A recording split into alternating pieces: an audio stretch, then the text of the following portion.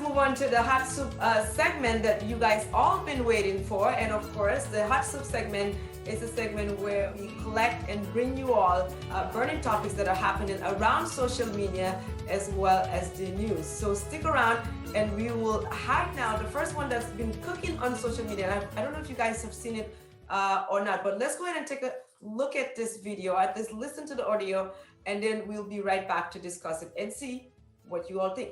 Don't forget, comment below and continue to share this video to spread the information that we are sharing here. Let's take a listen and then we'll be right back. You even speak about Trump as a president when your own country in Nigeria is whack. And what I'm not understanding is you had to migrate just to live and have some money and have a decent economy. You had to migrate all the way to America, and now you're saying Switzerland, but then you want to talk about my president. Don't talk about my president. Worry about yourself. I hope you helping your people back home. I hope you didn't just leave them high and dry because Nigeria's doing real bad. You could never speak on my president. You can't. That's the problem with these foreigners. We come here and y'all hear the fake news, and then the first thing y'all want to do is insult Americans as if we listen. We don't listen. We Americans love our president. Maybe y'all don't see that. Maybe y'all don't like it, but who gives a damn? He ain't y'all president. He's not president. And then you say, you know what? I said, pull back your mask on. We leaving. Let's pull us over. We leaving. Talk junk about our president, but yeah, you in Switzerland. Please. We don't want to be in your filthy cab. No, don't worry about us. Go back to Nigeria. Go back to Africa, where your country is trash. Your country's trash. Go help your people in Africa. Something about the African continent. Let me put some things in your ear real quick. First of all, the African continent is dirt poor. You got maybe about 10 countries, if anything, that just got Uber. And that's a big deal, okay? Africa, most of Africa, the continent, is third world countries, okay? You got people in Africa killing each other left and right. Their presidents are straight up communists, and they're not socialists. They don't give a damn about you. They don't even want to do that. They're straight up communists. They're taking what they can for themselves and want you to pay for it. And Homeboy's not even a Swiss native. He's from Africa. He's from Nigeria. Yeah, now because he done got cute, he done went from eating bowls of porridge every day in a hut with dirt floors to now sitting in a decent apartment. And so now he done got a little fancy and he think he can talk junk about Americans. But buddy, don't ever forget where you came from. So now, as you guys all heard, the hot soup that we just heard that was cooking there, obviously this lady is very angry. She is from America. She's African American. And this whole thing unfolded in Switzerland, of course, behind a taxi cab that she took, or an Uber that she took. The driver was a foreigner in that country, just like she is in that country, right? What do you all think? What went wrong? This was a crazy one. I don't even know where to start. So you all tell me what you think.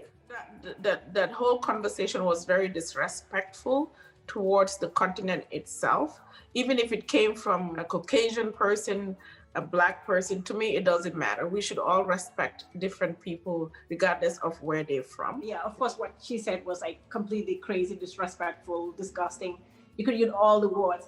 But to me, like, she's talking about Trump, I'm guessing, right? If this was another president, that I could kind of like at least try to make sense of why she was upset. But the whole world knows Trump is crazy, right? So I don't even like see the point of like why the whole world knows Trump is crazy. No, that's not factual, because people put Trump in office, right? If we disagree with him, and I disagree not the with world, not people around the world, people in America, like some people in America put Trump to the office, but around the world, everybody, almost all the countries kind of are looking at America now as a laughing stock because of Trump. Right. I don't agree with her, the way she, insulted, like Jay said, insulted the whole continent because one conversation she has with someone that she disagree with. But then was that about patriotism? Because she was defending her country and her president. That's what she said in the beginning of the conversation, or at least on the tape that we listened to. That has nothing to do with patriotism. Being a patriotic citizen comes with responsibilities and having respect for others, right? Just as Ole says that she is not in support of Trump's behaviors, right? Doesn't mean that she's going to sit here and insult him and chastise him. And you can disagree with someone in a very respectful way. I have my opinions when he comes to Trump. But what did the driver say that got her so upset? And I don't think whatever the driver said should have led her to get in that upset. But there might have been something said from the driver that got her to get that the lack of respect. You said the lack of yes, respect. right? But at the same time, that doesn't warrant her to kind of come back in that manner and then insult a whole continent. Personally, I think she was dead wrong. That is already established, I think, among all of us. And hopefully, if you're watching, you're commenting below about what you think about this video. If you think she was right, you could say it below too. Because when you read the comments on the video, people are also saying that the guy, the Uber driver or the taxi driver overstepped his boundaries. When we are doing business, we mix it with pleasure. We start talking about politics. We start having conversations about everything. So is it okay to talk about politics when you're servicing someone, or you should just be quiet? Maybe because he was just trying to do small talks, being that the lady is from the US. And like I said before, the whole world is kind of like, the US is kind of like a laughing stock right now because of Trump, right? And so usually when you travel overseas, most people that are overseas, the first thing they talk about is like the US president, if they found out that you're a US citizen or you live in the US. And so Trump is a subject of discussion in many places. She could have made her point because she does have like some points in there, but it's the way that she addressed the issue and the disrespectful nature of how she was talking to the guy and telling him to go back where he's from, etc. That was kind of out of line. And I think to Juka's question as to, are we supposed to bring up political talks, especially if you're in a line of business where you have customers with your client? As the one who's giving the service to a client, I wouldn't start the conversation, you know? But if you start a conversation that is quite political, I work in a field where I see thousands and thousands of people every single week, right? But then again, I live in Texas, which we all know is more of a Republican state.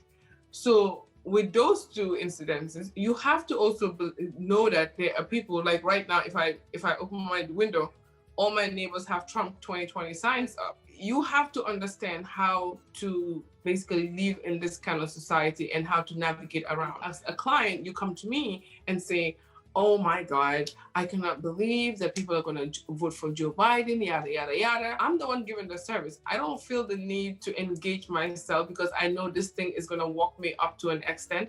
I'm not just going to be like, oh no, you are wrong, blah, blah, blah, and just have a whole fight.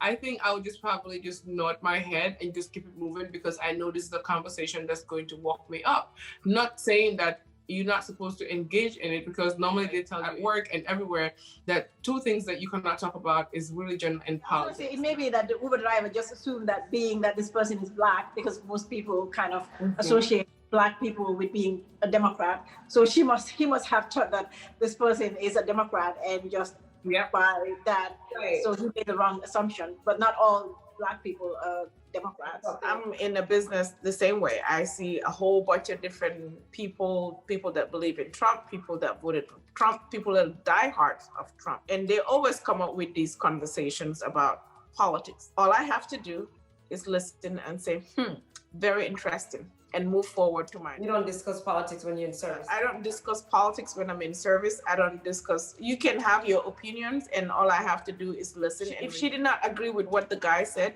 all she could have said would be, I'm really sorry. That's not my view about this guy, about Trump. And that is my country. And he's my president. And we respect the office, not necessarily Trump, but we respect the office and move on with the conversation. You don't have to cuss or insult a whole continent.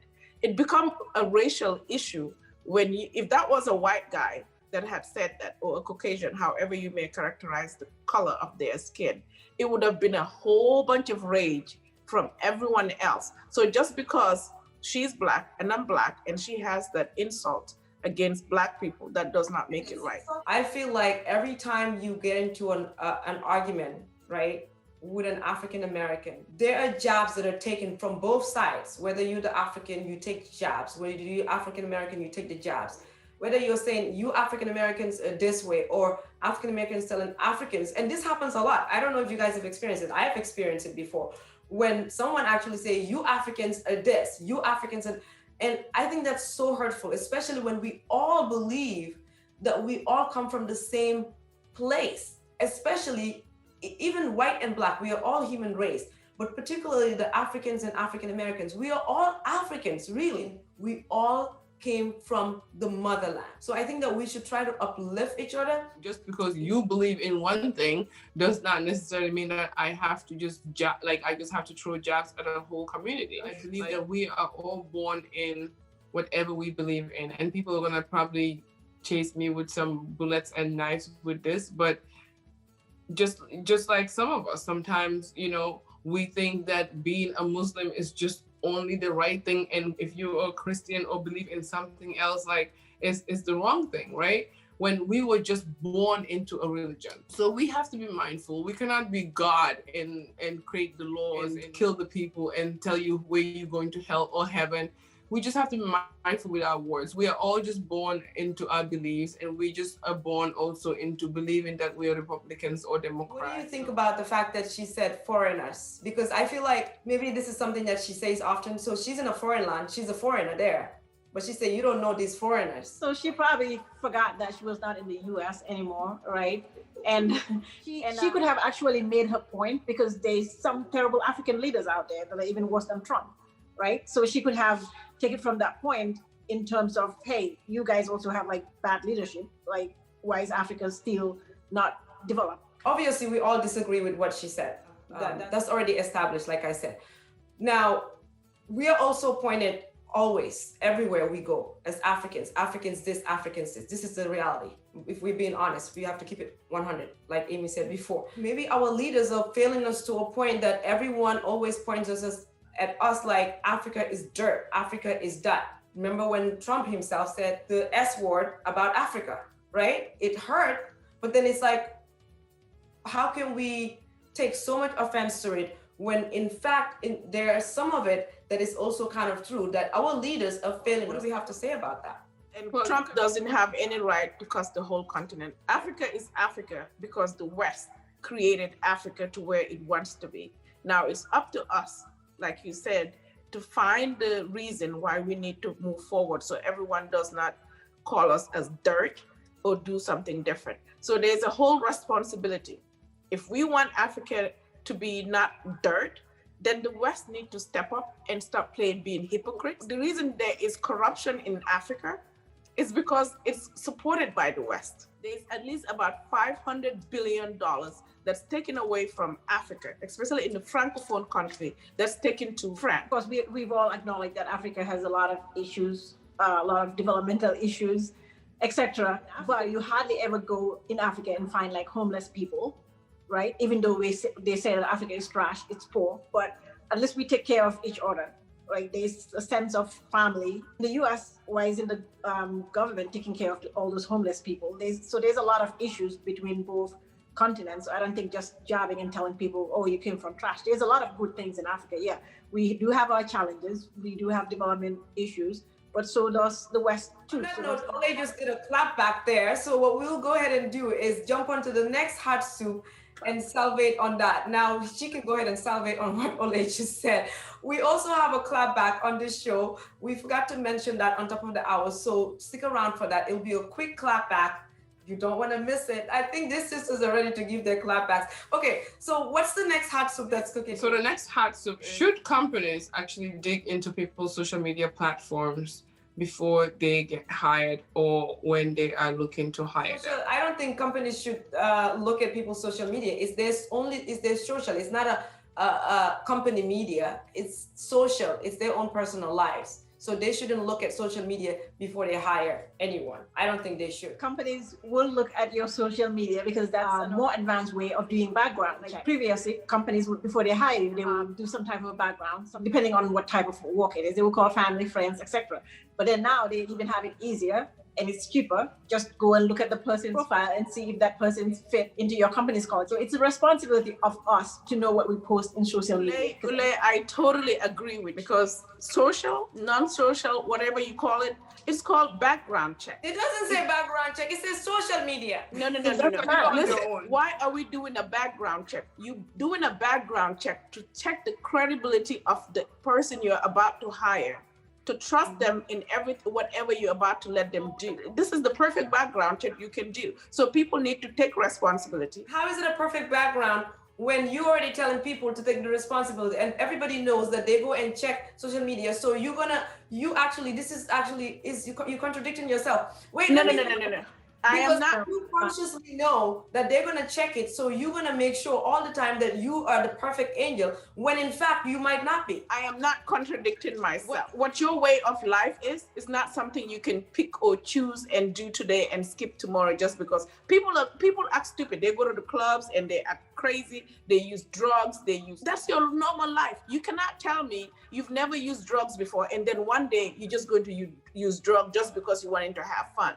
You didn't hear my point, but that's okay. I still heard your point. I am saying that social media is the perfect way of checking someone's background, period. Juka, just because people know that companies are going to look at social media. You're going to be on your own. Number one, I have gone through someone's social media that I was supposed to hire to look at their work and see if they've posted their work. And I wanted to know what their social activities were. And do they know anyone in the industry that I know that I can probably get in contact with because I don't want to use their reference. Number two is I was hit by a drunk driver, a hit and run. And when the police report came, I actually went to see what they looked like and who they were. And my easiest way to get them was to actually go on Facebook and search for their name. And guess what? I found out every single information that I needed to know from them. If you're watching right this second, you don't like it, you agree with me or you don't agree with me, the jobs are going to get into your social media. They are actually doing it right. Hold on. They're actually doing it right this second that we're speaking. Let me tell you something. Even the embassies that issue visas are getting into your social media platforms. And what they do sometimes is they actually ask for your password and log in right then and there in front of you to do it. I know people that they're going to do and they're actually doing it. So if you are watching and you don't like what you post and you're posting stuff that you probably know for a fact that might affect your life, go ahead and delete it, because social media, like Jay and Ole said, is the easiest and the fastest background check. And not just work, also like if you're being investigated for whatever reason.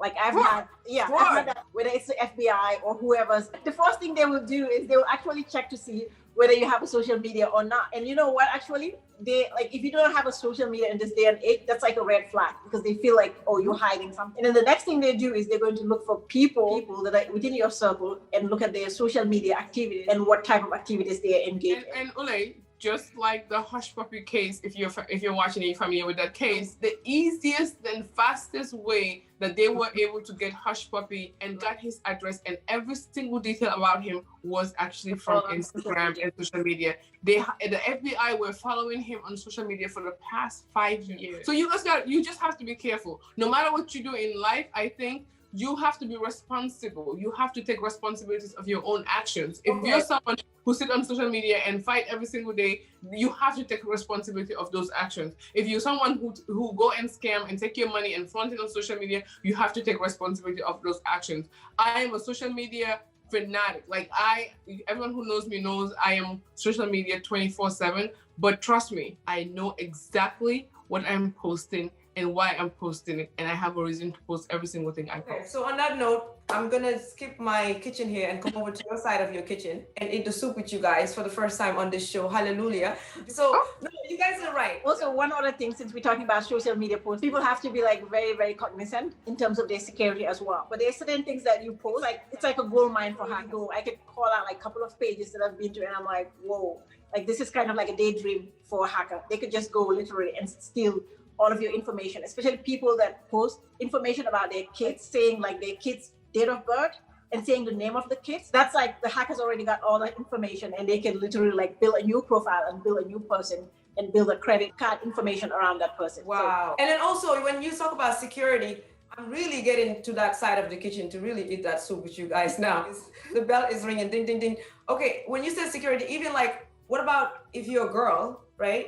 And everywhere you are going, you are snapping or your location is on. If somebody wants to do something to you, God forbid, but we are just saying, if somebody wants to stalk you or whatever, those are the easiest ways someone can actually come to. I think it's really, really kind of scary, the era that we live in. And if you're watching, just to be responsible, even though I was sitting on one side eating the soup by myself, I was just saying, companies should not, and I'm still gonna say companies should not do it, but that's not the reality. This is my own fantasy, right? The reality is if you're watching and you're young, be very cognizant, be very careful what you put out there on social media of your life for job and security reasons. When you talked about security reason, I think there was a lady that was actually robbed because of the fact that they knew that she was not at home, because everything, she had her location on everywhere she went, she had it, and she was showing when she left home, when she's coming back home, blah, blah, blah. So they were able to go into her house and rob her. So there are things that we do that we don't pay attention to, but it has some real bad implications at the end of the day. So we should. So the key is make sure you turn off your location on your phone from your settings. You can post however much you want to post. You can post where you are and all that stuff, but your location on your phones need to be turned off. People do not need to know where you are. The only people that need to know where you are is your family, your loved ones. Since you're the social media queen, what about, is this a better idea to wait until you're done with whatever is happening before you post it? Because if you are watching the Jay-Z concert and you say, I'm at the Jay-Z concert right now, if somebody, even if you turn off your location, right, that's giving out information. And also so you can enjoy exactly what you were actually living. Because if you live your life on social media, that moment, that moment, I feel like you wouldn't have the time to really enjoy the atmosphere of what's going on. So That's the ideal thing to do. Do we do it? No, we don't, right? But again, Amy does I'm just gonna be factual, right? I don't, and a lot of people that I know they don't. You post in the moment because things like Snapchat is in the moment, right? The ideal thing to do here is to just turn off your location. If I post that I'm at a hold on. If I post that I'm at a Jay-Z concert, I'm just at a Jay-Z concert. My location is not in the post. I could be in a whole stadium, but you will not know what part of the stadium I am in. It's twofold. Like Amy said, it's the reality that we're living in with all the technology. It is what it is. But yeah, the first precaution is turning off your location. But like Juka said, if you say you're at the AT&T Arena, and if these people are really like trying to rob your house, they know like what time to get to your house because you're not there. Maybe just come to the side of the kitchen and let's eat this soup together and salvate it. I mean, the honest truth is there is risk in posting every moment that you're in. But hey, life itself is risky, right? I'm not saying that post every single detail, your house address. You would never see me post anything that is going to show my house address or show the street address or anything. You would just have it, because this is for security reasons. There's this family that actually have a YouTube channel, and they've moved so many times because every single time they move, someone is going to find their location. Wow. Right? And they have become so big now that they have to make sure that they live in a private gated area. But again, that just tells you that people would know. If people want to make effort to know where you live, there's nothing you can do to stop them from knowing. Now, again, turning your location off, making sure that you're not showing too many streets like on your pages. These are things that you could do to avoid it. The only person that's safe within all of you is the one that does not have any idea about social media, and it's myself. Actually, I do not turn my location on. No, you're not even sure. I bet you if I look at your phone right now, you did not turn your location off. Every time I go onto Google, it will ask for me to turn on my location, and I deny it. That's how I know it's off. Bloop, Amy. I'm a rookie when it comes to social media, but I'm not a rookie to know things that are supposed to be turned on and off. But I think the key thing is just making sure we're careful in terms of like what's being posted out there. You do not want to post your kids' names. You do not want to post like the date of birth of your kid, because those are like too critical information that that's like the easiest way to steal people's information. Well, I guess on that note, I went to that side of the kitchen, like I said before, and Amy did come to my side, but you didn't want to, but you should. Okay, comment below, what do you think are the riskiest things that people do on social media, and put it out there so perhaps somebody that's watching and reading the comments might also be careful of those things, because yes, it's hot soup, we talk and we make light of it, but it's also information that we could all learn from, hopefully. And we